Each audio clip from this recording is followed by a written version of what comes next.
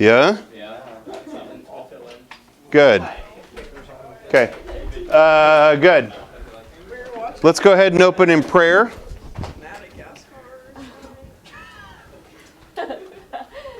Let's open in the name of the Father, and the Son, and the Holy Spirit. Amen. Take, Lord, and receive all my liberty, my memory, my understanding, and my entire will. All I have and call my own, you have given all to me. To you, Lord, I return it. Everything is yours. Do with it what you will. Give me only your love and your grace. That is enough for me. Amen. Father, Son, Holy Spirit. Amen. We have two objectives today. You should be able... You should be able to analyze the effects of Cold War anti-communism on American politics and culture. So in our last class, we introduced the concept of Cold War America. Fancy over here. Today we're going to talk about how, besides the global threat of communism, it's affected at home with the domestic fear. And you should be able to discuss how accusations of spying were settled in the court system.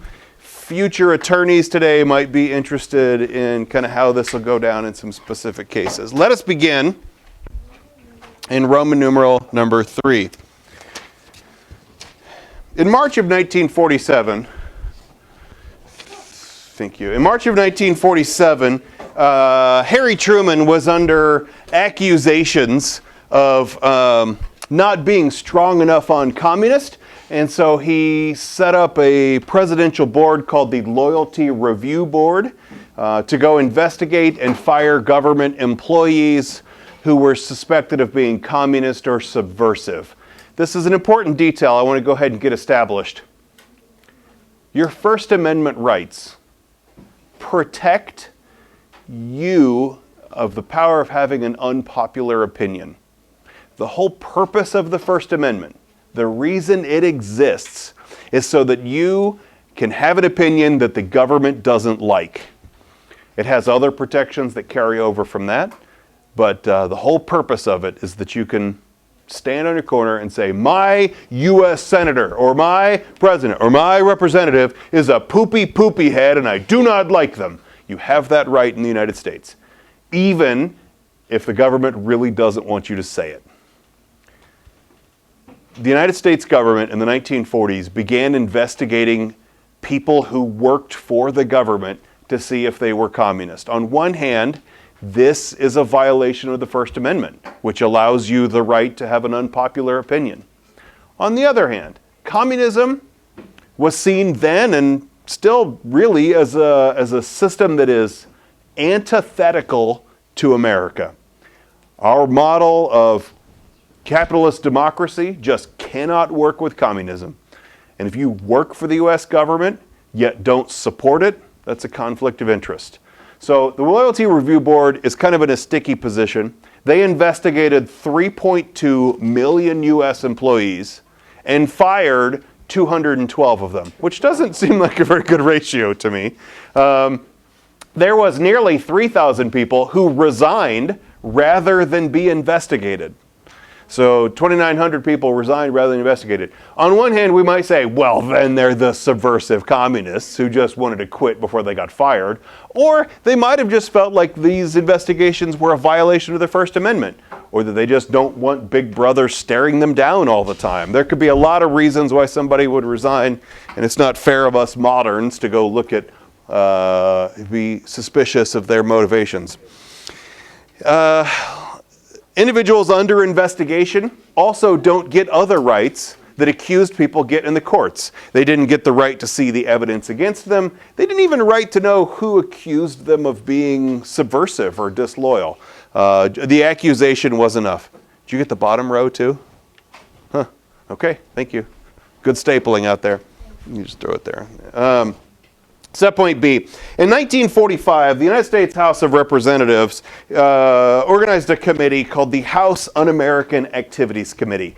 If you ever study this era again, you will come across HUAC. It's like the most famous piece of our Cold War internal investigations. The House Un-American Activities Committee is the United States House Representative Committee to investigate not employees of the government, but just citizens at large and finding where communism exists. In particular, they became famous for their investigations of the Hollywood movie industry. They said, you know, pop culture is very influential on people, which I think we know is true. That, like, the movies you watch, the songs you listen to, they shape the way you think. And so HUAC became very concerned that there were communists working in the movie business who were poisoning America's future by tinging their movies with communist ideals. Now today, I don't think it would surprise any of us to say, oh yeah, Hollywood actors, probably all communists. But it seemed really subversive in the 1940s, and they wanted to get to the bottom of it. So, and there were communists working in Hollywood. And what's crazy is that not all that long ago in our timeline of history, that was totally okay. Why? Because the Soviet Union, as the most important communist country in the world, was our ally during World War II. And Hollywood studios made a lot of pro-war films, which could even support the idea of benefiting your allies. There could have been pro-communist movies made earlier in the decade, in the 1940s, which would have been absolutely acceptable and a very American thing to do. But a few years later, those same movies are seen now not as supporting your allies, but as subversive to the American cause. So in 1945, the wartime alliance had cooled, and some argued that the same films were spreading Soviet propaganda. The House Un-American Activities Committee subpoenaed 43 witnesses from the Hollywood film industry in September of 1947. Most of the witnesses were considered friendlies. They appeared before the committee, they testified, they gave evidence of communists working in the business. Actor Gary Cooper, a one-time heartthrob, kind of in the end of his heartthrob days, but Gary Cooper had even testified that he had turned down a number of scripts because he thought they were tinged with communistic ideas. The committee leans in and says, "Oh yes, tell me more. Who were the producers? What were the name of those scripts? Who was the script writers? Who was the director on that?" And Gary Cooper's like, "Oh, I can't remember. I don't know can't tell you anything." Now, you might conclude that Gary Cooper was trying to protect people in the business and that he wasn't really out to, you know, narc anybody out. I think you might also conclude that Gary Cooper just liked to tell people what they wanted to hear and didn't really have anything. Once they lean in for details, didn't really have any details. Okay, Harry, you had a hand up. You answered it. Okay. But there was 10 members of the committee. They get the nickname the Hollywood 10, that they refused to appear before HUAC. They're subpoenaed, but reject the subpoena. Now, you can't do that. You can't, like, refuse a court order. That's what a subpoena is. It's a court order to appear. They refused the subpoena, and they went to jail for it. They went to jail for it. Now, there are some, like, maybe they could appear but refuse to testify. Like, I'll show up but not say anything. You do have a Fifth Amendment right to not incriminate yourself. I'll talk more about that in a second. But they refused to cooperate, refused to appear, and so they went to jail for it. They said the hearings were unconstitutional. Hollywood executives instituted a blacklist, beginning with the Hollywood 10, that when they got out of jail, they would never work in the business again. They wouldn't get jobs as actors, as screenwriters, as directors, as producers, as the key grip, whatever that job is. They wouldn't do any of it. And actually, the blacklist would grow to be 500 people who had their careers ended as a result of the House Un-American Activities Committee and the blacklist that came out of it. Subpoint C. I want to introduce a United States Senator from Wisconsin named Joseph McCarthy. Joseph McCarthy had a reputation for not being a very good legislator. He was seen as a guy that couldn't build committees very well, didn't build coalitions to get bills passed, didn't even have a rep as a guy that could write a good bill. And most people just didn't like him that much. In 1950, he was realizing he was up for re-election in 1952 and needed to raise his profile. And deciding to raise his profile against America's favorite enemy, the communists, McCarthy set out to root out communism from America. He started charging. He says, "I have in my hand a list of 57, and later like 83, and later 205 names of people working in the State Department who are communist." Okay, now this is a serious accusation. The State Department to be communist. Like, the State Department's job is to represent American interests abroad. If there are subversive communists in the State Department, that's a huge problem, and you need to get to the bottom of it. Then McCarthy makes another charge, and he says, I have another list of people working in the United States Army who are communist. And now it's like, oh, are there spies on the inside? Does he actually have this list? Mr. McCarthy, could you show us the list? I'll show you when the time is right. McCarthy began to call witnesses, particularly once he charged the Army of having communists in it. He began to call witnesses in televised hearings of the United States Senate. One hearing, one person after another, where McCarthy would grill on them. He says, are you now or have you ever been a member of the Communist Party? Are you now or have you ever been a communist? And people are like, no. Are you accusing me of this? Like, I've never been I have a good rep on this, not a communist. Go America, haha, USA, right? And McCarthy just kept leaning into him. And they even started calling it McCarthyism as like a way of rooting out to the bottom. But they're televised hearings, and after a while, people say, I don't think McCarthy has any evidence. We're not really even sure that's a real list of names. It's like he's just calling people in to yell at them for no real reason. And the Senate, who already didn't really like McCarthy, by this point, they issue a censure, which is the highest punishment the body can accuse its members of.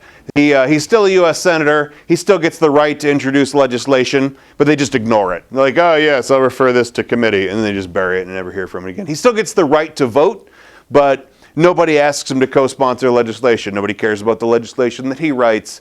They strip him of his ability to give speeches. So he's just there as like a voting member who can't do anything. It's a censure. It's the highest penalty the Senate can give to itself.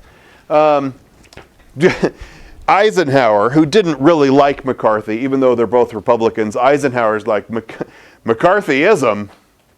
More like McCarthy-wasm.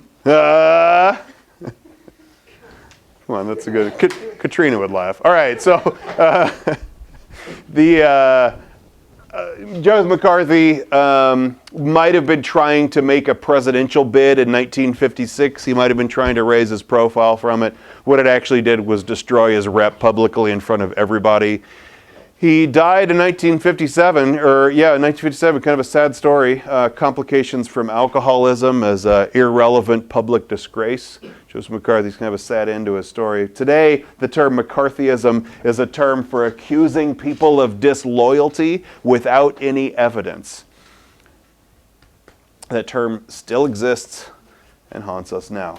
Subpoint D. As Hollywood tried to rid itself of communists, Congress decided that Truman's Loyalty Review Board wasn't doing enough to protect the nation's security. And so in 1950, it passed the McCarran Internal Security Bill, making it unlawful to plan any action that might lead to the establishment of a totalitarian dictatorship in the United States. Now, I don't actually know how you could enforce this bill, because it's not like I am now your dictator. It's like if I planned something, even if it doesn't come to fruition or never leaves the pages of your composition book, right? Like the plan was the crime. And 1950, Congress passes this bill. Truman vetoed it. Truman's like, no. And his famous line was, in this country, we punish men for the crimes they commit, but not the opinions they hold. Congress, though, by this point, there was a lot of Republicans in Congress. Truman's a Democrat. They overturned the veto. Truman had this, I think, kind of unfair rep that he just wasn't hard enough on communism. And when he vetoes the bill, they're like, yeah, see? So they go pass the bill over his veto. It imposed more rigid restrictions on entry quotas into the United States. It stiffened the law relating to the admission, exclusion, and deportation of dangerous aliens, but dangerous defined by the bill itself. Roman numeral number 4. In 1948, former communist spy Whittaker Chambers began testifying about the spy network of which he had been a part. So he was a communist, and he was an American, but he's a communist and was selling American secrets to the Soviets. And in the investigations, Whittaker Chambers names this man as another spy, Alger Hiss. Yes, his name is Alger Hiss. One day, Mr. and Mrs. Hiss were holding their precious baby boy, stared into his eyes and say, "Oh, sweetie, what should we name him?" "Let's name him Alger." "Oh, yes, that's wonderful." Anyway, all right, Alger Hiss. Alger Hiss was also named as a spy. And then Whittaker Chambers produces microfilm. Hi. Produces microfilm of documents. Okay, now this technology doesn't exist anymore, so I'm going to have to walk you through it. But in a pre-digital age, when somebody had a document that they wanted to record and keep, they would put it under a document camera and take a photograph of it. And then the film strip would have lots of documents on one strip of paper that could be reproduced later. And photography, film photography is very clear. You could produce exact copies of the same document over and over again. Whittaker Chambers had film strip of spy documents that he said were being produced, were being typed on Alger Hiss's typewriter. Okay, now again, I got to explain this technology because we in a digital age don't get this analogy anymore. If Danielle is typing up spy documents on Google Docs, which you wouldn't do, of course.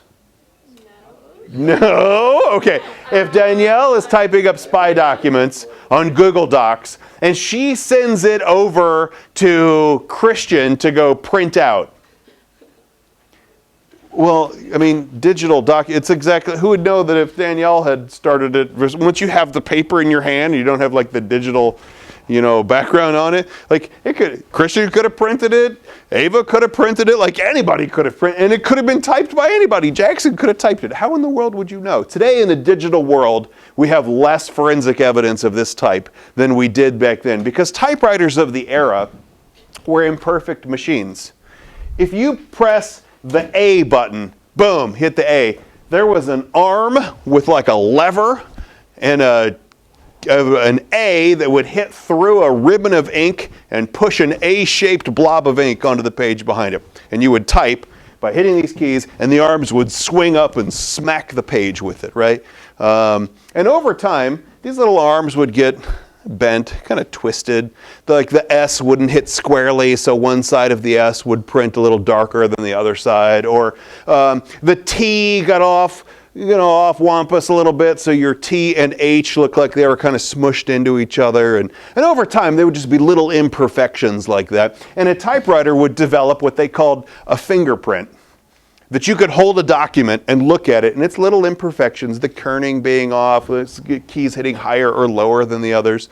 You could literally pick up a piece of paper and say, this was typed on Alger Hiss's typewriter, and be reasonably secure of it. It was normal forensic evidence in an investigation. Whittaker Chambers produces this microfilm of documents from Alger Hiss saying, yes, these are the documents prove that he's a spy for the Soviet Union. A young U.S. congressman from California, Richard Nixon, young Nixon down here, made his career out of the investigation of Alger Hiss. His famous, I think Hiss is lying, right? His investigations of Alger Hiss would later raise Nixon's profile, where he would move from a U.S. congressman to a United States senator, which is quite a challenge in California, where there's so many people that think they could be senators. And then later, governor of California, later vice president of the United States, all launched in the Alger Hiss investigations. Now, Alger Hiss, the crime, the spying, it was actually too old to take him to court for it. I don't know if it was a statute of limitations or what, but it was too long ago in history that he couldn't stand trial for it. But he did actually get arrested and go to jail for perjury in the investigation for lying under oath. And this is an important lesson that I want you to hear for the rest of the semester, but for the rest of your life. The cover-up is worse than the crime. The crime is bad, but lying about the crime makes everything far worse.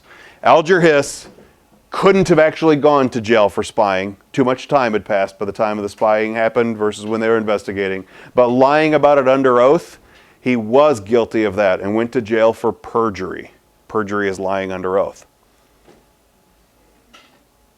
Do you know who Martha Stewart is? The lady with the baking show.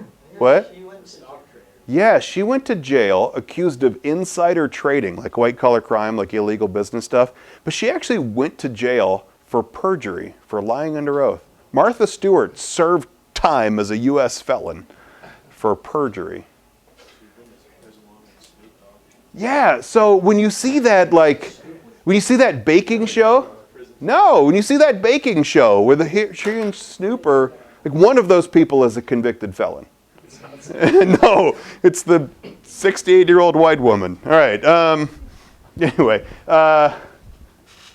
where are we at on this? Oh, by the way, when the Soviet Union fell apart, Russia started opening up all their old documents. Alger is totally a spy. Okay, the next people I want you to meet is this couple up here, Julius and Ethel Rosenberg. That is not Bill Nye. Okay,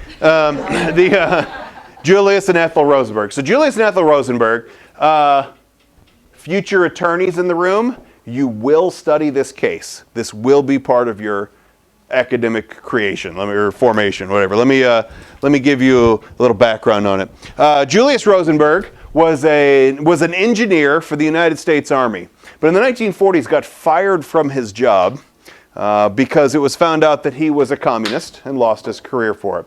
In 1949, the Soviet Union successfully detonated an atomic bomb, and that scared the snot out of Americans. They said, "Oh my goodness. We knew that the Soviets were working on an atomic program, but we kind of know how long it takes to develop an atomic program. And the Soviets just beat our timeline by like 7 years."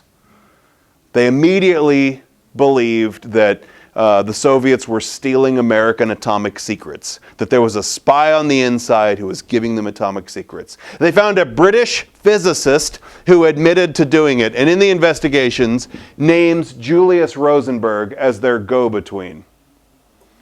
Julius Rosenberg, well, he went to jail. Julius Rosenberg, as an American citizen, was accused of spying. His wife, Ethel, also accused of spying. Now, Julius, I think we can say with reasonable certainty, was guilty. He was a spy. He did intend, and probably did, move documents as the go-between in this spy ring. Ethel Rosenberg, more or less innocent. She might have known about the plot. There's some circumstantial evidence she even typed up some documents, but that's a very different level than active spying and transferring information. It's a very different level. Ethel, more or less innocent. Julius, absolutely guilty. These two refused to take the stand. When they were accused and arrested, they refused to take the stand. You have a Fifth Amendment right not to testify against yourself. So if you get arrested a lot, and you know that, like, okay, you're going 130 miles an hour on the roundabouts. You got 3 dead bodies in the back seat, right? Officer Pierce pulls you over and says, any reason you're going 130 miles an hour with 3 corpses in the back? You have the right to remain silent. Anything you say can and will be used against you in a court of law, right? Like, you know that when you get arrested, you hear that line. Okay, so the right to remain silent means that when you roll down the window and Officer Pierce says that, you can answer back to him, "No," and say nothing. You don't deny it. You don't say, "I'm not talking to you." You have the right to remain silent. It's your Fifth Amendment right not to incriminate yourself. Yes? Can you do that when someone pulls you over? Yes. Every time. Every single time. Bodies in the trunk. I didn't know. Whatever. No, like, just pulled over for a ticket. Show me your license and registration. You should give them your license. Show them proof of your insurance. You don't have to say a thing. You can be totally silent. They say, "Hey, can I talk to you about this methamphetamine ring that's being run through Olathe? Are you the center of that as our kingpin?" And you just say, you have the right to remain silent, okay? It's your Fifth Amendment right. These two took the Fifth. You ever hear somebody say, like, "I plead the Fifth," right? These two refused to go testify. Julius even went so far as to say, "We're being accused because of 2 other crimes. The crime of being Jewish," which is not actually a crime, but it sort of felt like it in the 40s, "and because we're communists, we hold unpopular opinions. We're United States citizens with the right to have an unpopular opinion, and that's why you're accusing us, because you just don't like communist Jews." Refuse to take the stand. Furthermore, the police will tell you, you have the right to an attorney. If you cannot afford an attorney, you want to be provided for by a court of law, right? Like, you have the right to a defense. You're not expected to be a legal expert. You get the right to an attorney to go speak on your behalf. I see you. If you can't afford one, the court will appoint it for you. The court will pick your attorney and pay them, and you don't have to pay them. Your attorney works for you. Your attorney works for you. Even if you're sitting in your attorney's office and you're like, oh, I totally killed all 3 of those people. I hit them with my car, put it in reverse, and hit them again. Like you can tell your attorney that as much as you want, but attorney-client privilege protects that conversation. Your attorney will never say anything about it. It's like the confessional. It's a seal, right? Like they do not, attorney-client privilege is a legal protection because your attorney works for you. The Rosenberg's attorney worked for them, but also worked for the United States government, and was turning over all of the defense positions to J. Edgar Hoover in the Federal Bureau of Investigation. Highly illegal. That's like the attorney goes to jail kind of stuff. But even though they was the Rosenberg's attorney wanted them to be convicted. So like travesty of justice.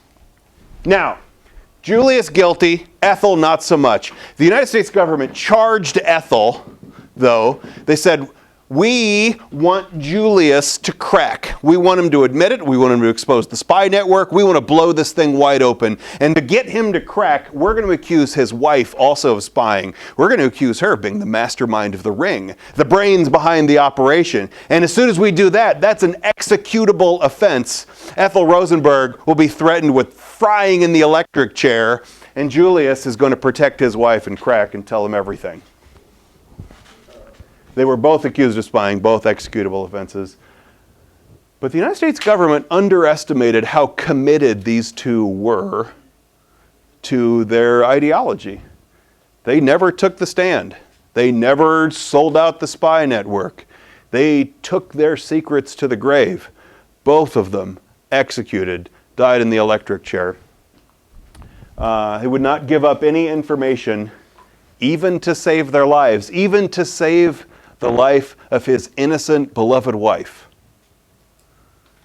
This is the only time that I know of. There could be other times that I don't know of, but this is the only time I think we can say with real certainty that the United States government executed one of its own citizens who was innocent, who committed no crimes, yet once the government got backed into its lie, couldn't get back out of it. Ethel Rosenberg. The Rosenbergs' strange situation of American jurisprudence that they were both guilty and framed. Weird. Well, this is the next in a long line of ending an APUSH lecture. Sad.